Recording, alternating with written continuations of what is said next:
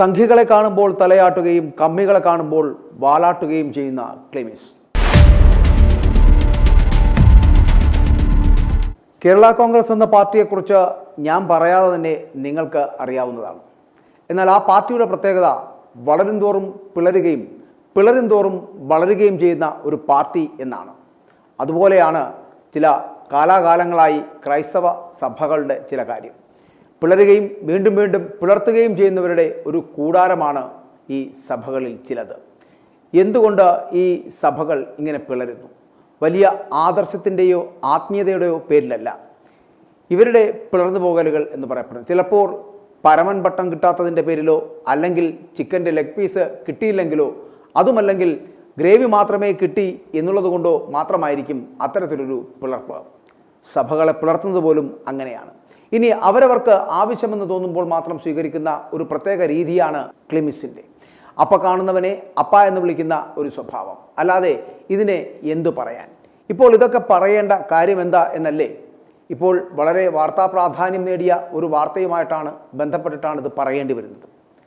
മലങ്കര കത്തോലിക്ക സഭയുടെ ഉടമസ്ഥതയിലുള്ള തിരുവനന്തപുരം മാർ ഇവാനിയസ് കോളേജ് ഗ്രൗണ്ട്, ആ ഗ്രൗണ്ടിൽ RSSൻ്റെ ആഭിമുഖ്യത്തിൽ നടത്തുന്ന പ്രാഥമിക സംഘശിക്ഷാ ക്യാമ്പിന് സഭാ മാനേജ്മെൻറ്റ് അനുമതി നൽകിയത് വലിയ പ്രതിഷേധത്തിന് ഇടയാക്കി. വടക്കേന്ത്യൻ സംസ്ഥാനങ്ങളിൽ വൈദികർക്കും വിശ്വാസികൾക്കുമെതിരെ ഈ സംഘപരിവാർ സംഘടനകൾ വ്യാപകമായിട്ടുള്ള ആക്രമണങ്ങൾ നടത്തുമ്പോഴാണ് കേരള കത്തോലിക്ക മെത്രാൻ സമിതി, അതായത് KCBC അധ്യക്ഷനായിട്ടുള്ള കർദിനാൾ ക്ലിമിസ് കാതോലിക്ക ബാവ, ആ കാതോലിക്ക ബാവയുടെ നേരിട്ടുള്ള നിയന്ത്രണത്തിലുള്ള വിദ്യാഭ്യാസ സ്ഥാപനം തന്നെ അതേ RSSൻ്റെ പരിപാടിക്ക് വിട്ടു നൽകിയിരിക്കുന്നത് എന്നുള്ളതാണ് വിരോധാഭാസം.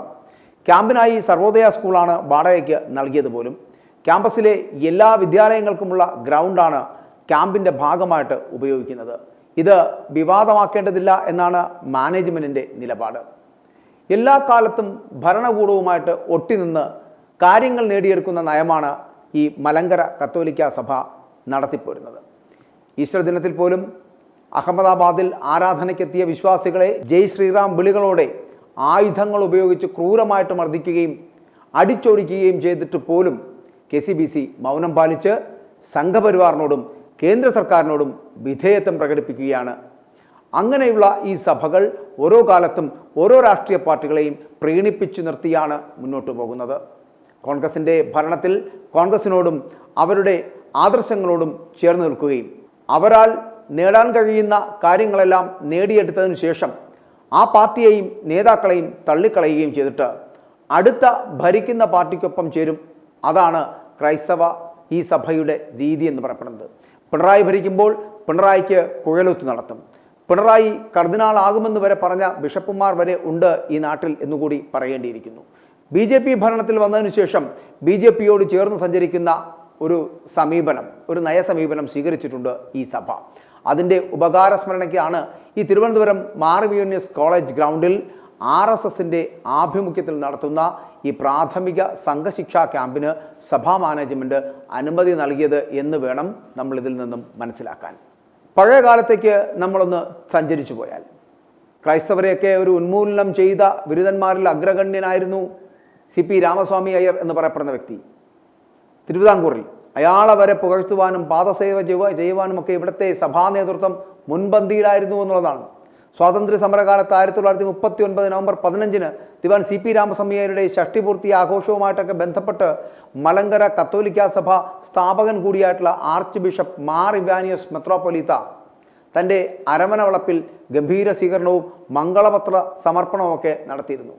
തിരുവിതാംകൂറിലെ ക്രൈസ്തവ സഭകളെ സർ CP പരമാവധി പീഡിപ്പിച്ചിരുന്ന കാലത്താണ് മലങ്കര സഭ ഈ വിധം ദിവാനെ പ്രീണിപ്പിക്കുവാൻ ഇറങ്ങിയത് എന്ന് പറയേണ്ടിയിരിക്കുന്നു. അപ്പോൾ ആ പാരമ്പര്യം തന്നെയാണ് ഇപ്പോഴും തുടരുന്നത്. അങ്ങനെ ദിവാൻ്റെ ഭരണകാലത്ത് ലഭിച്ച വസ്തുവകകളുടെ അടക്കം കണക്കുകൾ മാർ ഇവാനിയസിൻ്റെ ജീവചരിത്രത്തിൽ എഴുതിയിരിക്കുന്നു എന്നുള്ളത് കൂടി പറയേണ്ടിയിരിക്കുന്നു.